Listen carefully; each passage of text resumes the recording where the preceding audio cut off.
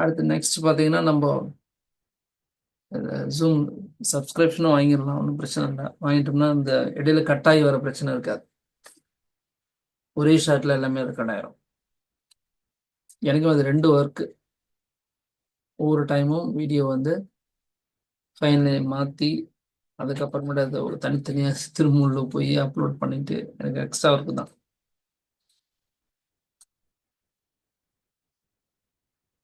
அதனால் அந்த சிம்பிளி பண்ணிடலாம். ஸோ பார்த்தீங்க, இங்கே வந்து ஃபீல்டு லைன்ஸோடைய direction along the dipole moment.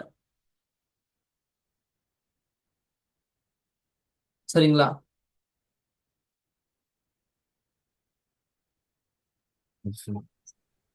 But இங்க வந்து பாத்தீங்கன்னா இதுக்கு ஆப்போசிட்ல இருக்கு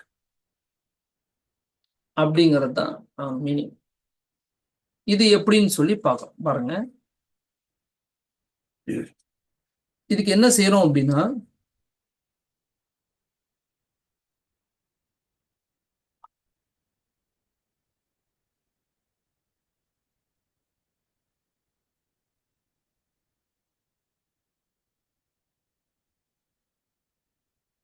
இதுக்கு என்ன பண்றோம்னா பாருங்க, இங்க பாசிட்டிவ் சார்ஜ் இருக்கு, இங்க நெகட்டிவ் சார்ஜ்.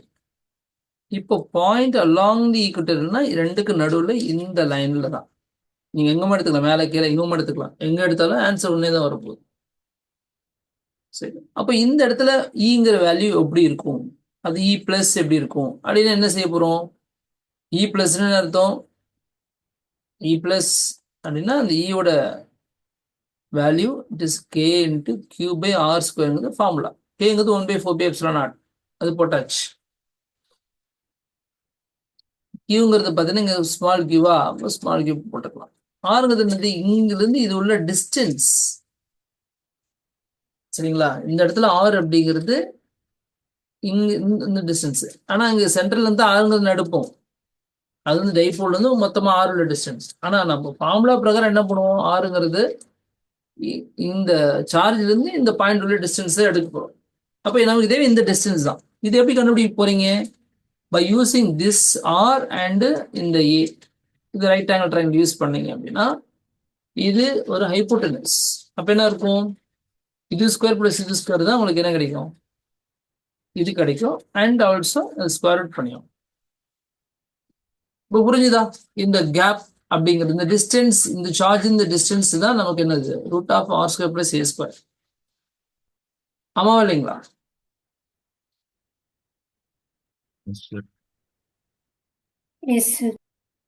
அப்போ ஆர் ஸ்கொயருங்கிறது வந்து டிஸ்டன்ஸ் ஸ்கொயர் அப்படிங்கிறது ஃபார்முலா. இந்த இடத்துல நீங்க எக்ஸ் ஸ்கொயர் மட்டும் போட்டீங்க, இந்த ஆறுங்கிறது நம்ம இப்போ இந்த இடத்துல இங்க எடுத்திருக்கோம். அதனால மொத்தத்தில் டிஸ்டன்ஸ் ஸ்கொயர்.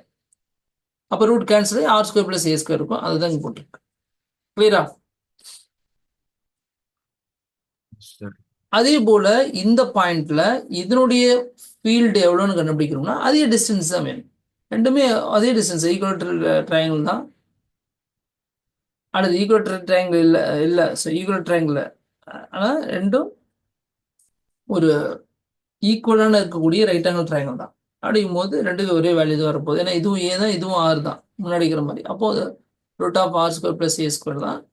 அப்போ இதனுடைய ஃபீல்டு கண்டுபிடிக்கும் போது உங்களுக்கு என்ன கிடைக்குது, இந்த இடத்துல அதே R square plus a square தான் வரும்.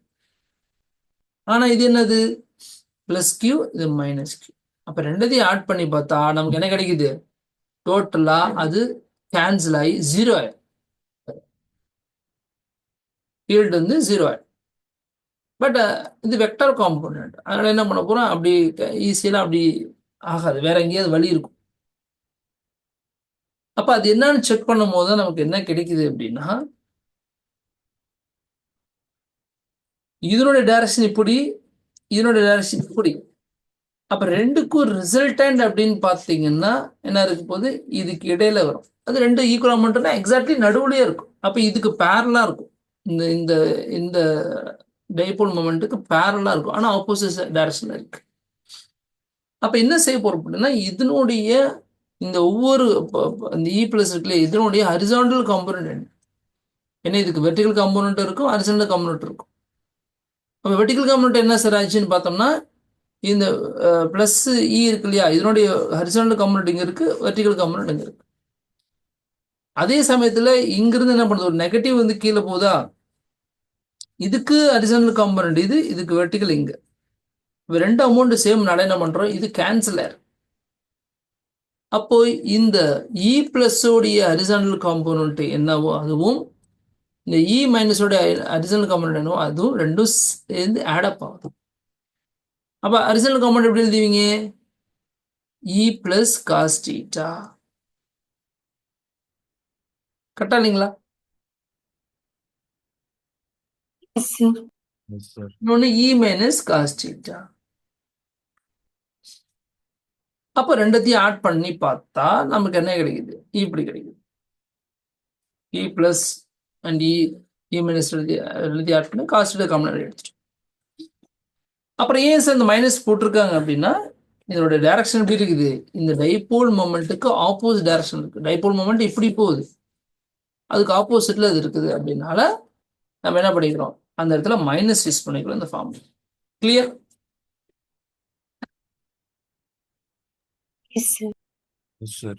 இங்க எல்லாம் கொடுத்துருக்க பாருங்க, the component along the dipole axis add up, the total electric field is opposite to that of P. So அதனால நமக்கு இந்த மைனஸ். சரி சார், இப்போ ரெண்டத்தையும் ஆட் பண்ண போறோம் இந்த அமௌண்ட்டை. இந்த இடத்துல பாசிட்டிவ் கடையில் இப்போ நம்ம கேன்சல் பண்ணிட்டு வெறும் இது மேக்னிடியூட் தான் பாருங்க, வெக்டர்லாம் காட்டல, மேக்னிடியூட் தான், போல்டில் எழுதல. இப்போ ரெண்டத்தையும் எழுதும் போது இந்த என்ன அமௌண்ட்டோ அது 2 டைம்ஸ் வருது, அவ்வளோதான். அப்போ 2 × Q by 4πε0 R square plus A square. This is what இதுக்கு இந்த பிராக்கெட்டுக்கான. அட் தி சேம் டைம் கூட என்ன இருக்கு, ஒரு காஸ் தீட்டான்னு ஒன்று வருது இல்லையா, இந்த காஸ் தீட்டா வருதுல்ல, இந்த சம்மு தான் இது. அப்புறம் என்ன இருக்குது, கூட ஒரு காஸ் தீட்டா இருக்குது, இந்த காஸ் தீட்டா அப்படி போட்டாச்சு. ஆனால் காஸ் தீட்டா என்ன பண்றேன் நான், திரும்ப உள்ள இருந்து வரேன். இது ஏ, இது ஆறு, இது காஸ் தீட்டாவா, தீட்டாவா. காஸ் தீட்டா எப்படி எழுதுவீங்க, cos theta is equal to adjacent by hypotenuse. adjacent என்னது, a இருக்குது, hypotenuse இருக்கு root of r square plus a square.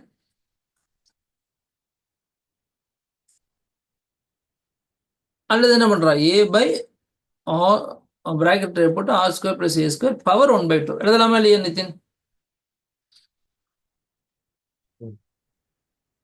அப்போ இந்த r square plus a square என்ன பண்றீங்க, அப்படியே கொண்டாந்து இந்த இடத்துல காஸ் தீட்டாக்கு பதிலா இந்த வேல்யூஸ் அப்படியே சப்ஸ்டிட்யூட் பண்றோம். அப்ப என்ன ஆகும், 2Q by 4πε0 R square plus A square வந்துருது. and cos theta value A by R square plus A square power 1/2. ரெண்டத்தையும் சேர்த்துனா P வந்துருமா, Q into 2A P. மேல நியூமரேட்டர் மட்டும் P வருமா,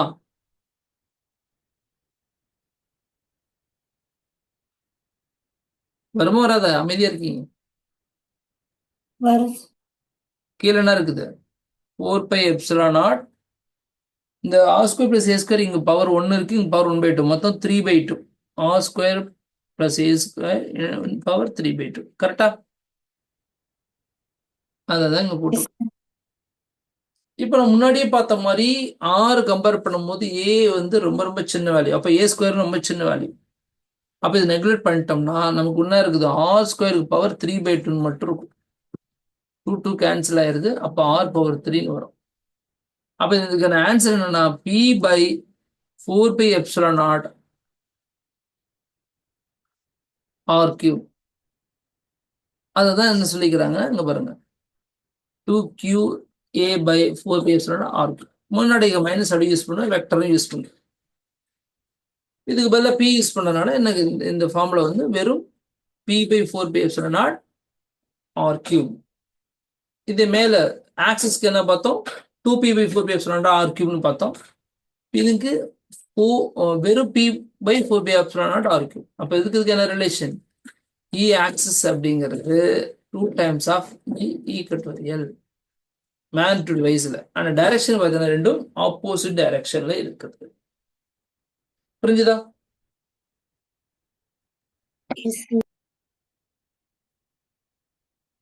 அப்போ இந்த டெரிவேஷன் வந்து ரொம்ப முக்கியமான டெரிவேஷன். இதே போல ஒரு டெரிவேஷன் உங்களுக்கு செகண்ட் சாப்டர்ல இருக்கு. அங்க பொட்டன்ஷியலுக்கான ஃபீல்டு எப்படி அது மாதிரி பொட்டன்ஷியலுக்கு இந்த மாதிரி டெரிவேஷன் போடுவோம். ஆனா அது ஒரே டெரிவேஷன்ல ரெண்டும் வந்து ரெண்டு நமக்கு என்ன வேணுமோ எல்லாமே அதுலயே எடுத்துக்கலாம். அது அங்க பார்ப்போம். அவ்வளோ இதுல இந்த டெரிவேஷனோட முடிஞ்சது. அதுக்கப்புறம் இந்த சம்ஸ்லாம் இருக்குதுல நீ போட்டு பார்க்கணும். அடுத்து டைபோல் இன் uniform external field. External field concept இருக்குல்ல, இதுல டைபோல் வச்சா என்ன நடக்கும். அப்புறம் எலக்ட்ரிக் ஃப்ளக்ஸ், அப்போ linear charge density, surface charge density, volume charge density, இதெல்லாம் பார்ப்போம். அடுத்தது நமக்கு அடுத்து முக்கியமானது யாருன்னா காஸ்லா. காஸ்லாவை ஃபில் பண்ணிட்டு அப்புறம் காஸ்லாவோடைய அப்ளிகேஷன் சொல்லிட்டு இந்த சாப்டரோட அதோட முடிவு chapter, first chapter. Applications of Gauss's law 3 இருக்கு. இந்த இடத்துல தான் இந்த லீனியர் சார்ஜ் வரும். இப்போ நீங்கள் இப்போ டயக்ராம் போட்டீங்க இல்லையா, அதெல்லாம் இங்கே வந்து அப்ளை பண்ணுறதுக்காக தான் அதில் ப்ராக்டிஸ் கொடுக்குறது. ஃபீல்ட் லைன்ஸ்லாம் அப்படி வரும். இதெல்லாம் பின்னாடி இதெல்லாம் பேசும்போது.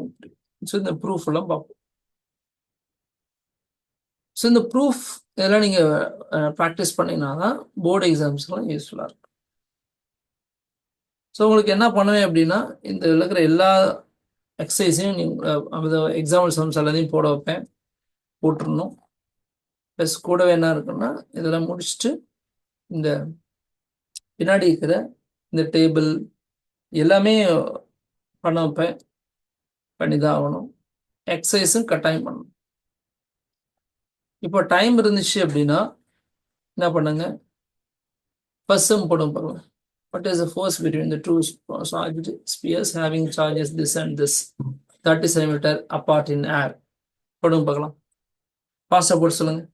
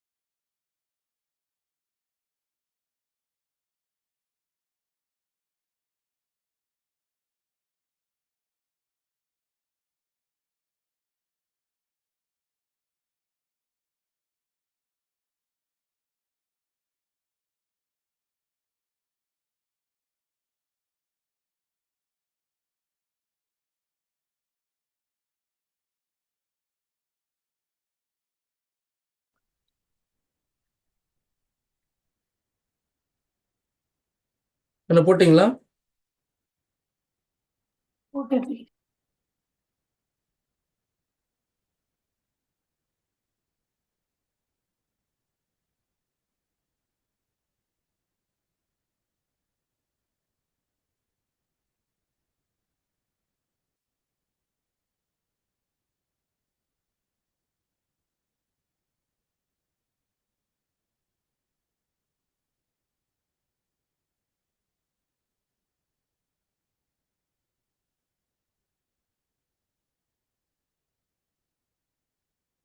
9 × 10⁹. அப்புறம் என்ன பண்றீங்க, 2 and 3 இருக்கு, 6, 9, 9 6 are 54. 0.6 அவ்வளோதான். இல்லைங்க, கீழே 30 சென்டிமீட்டர் என்ன பண்ணலாம், 30 × 10⁻² whole square.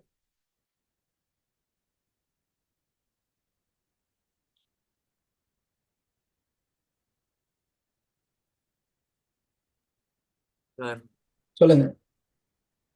6 into 10 power minus 3 Newton.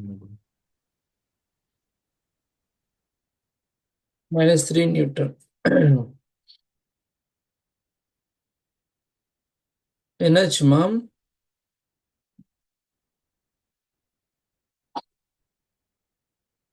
தூக்கத்துல இருக்கிறீங்களா?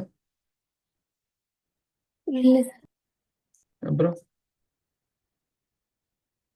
9 6 ஆர் 54 into 10 power -14 plus தென் வரும் -5 இருக்கும். கீழே 900 10 power -4. இப்போ என்ன வரும்? 54 by 900 என்ன பண்ணலாம்? 9 into 100 கூட பிரிச்சிட்டிங்கன்னா கூட 6ன்னு வரும். சார் வந்துச்சு சார். அந்த ம் 10 பவர் -4 மேல கொண்டு போனேன். பட் ஆனா கீழ இருக்க அந்த 100 மறந்துட்டேன். சரி. ஸோ நிதின் சொன்னது கரெக்டு தான். அதே மாதிரி அடுத்த கொஸ்டின் போட்டு பார்த்தீங்கன்னா உங்களுக்கு என்ன கிடைக்கும்? டிஸ்டன்ஸ் கிடைக்கும். இதெல்லாம் ஈஸி தான். வரிசையாக ஒரு சம் போட்டுக்கிட்டே வாங்க. என்ன பண்ணீங்கன்னா ஒரு செக்லிஸ்ட் மாதிரி வச்சுங்க. அதில் வந்து எக்ஸாம்பிள்ஸ் எத்தனை இருக்குது, எத்தனை எக்ஸசைஸ் இருக்கு, நீங்கள் எந்தெந்த எக்ஸாம்பிள்ஸில் போட்டு முடிச்சிட்டீங்க, எந்தெந்த எக்ஸசைஸ் போட்டு முடிச்சிட்டீங்க அப்படின்னு சாப்டருக்கு என்ன பண்ணீங்க நோட் பண்ணி வச்சுங்க. சரியா? சார் அப்போ தான் வந்து நீங்கள் அதை கம்ப்ளீட் பண்ண முடியும். கேப் கிடைக்கும் போது ஒரு சம் முடிக்க முடிக்க என்ன பண்ணுங்க, செக்லிஸ்ட்டில் நான் சம் போட்டு முடிச்சிட்டேன் அப்படின்னு டேக் பண்ணிக்கணும். பிரிண்ட் எடுத்துக்கணும். அது மாதிரி எடுத்து எழுதி வச்சிங்கன்னா ஈஸியாக இருக்கும். ஓகேப்பா, நாளைக்கு பார்க்கலாம். தேங்க்யூ. Thank you, sir.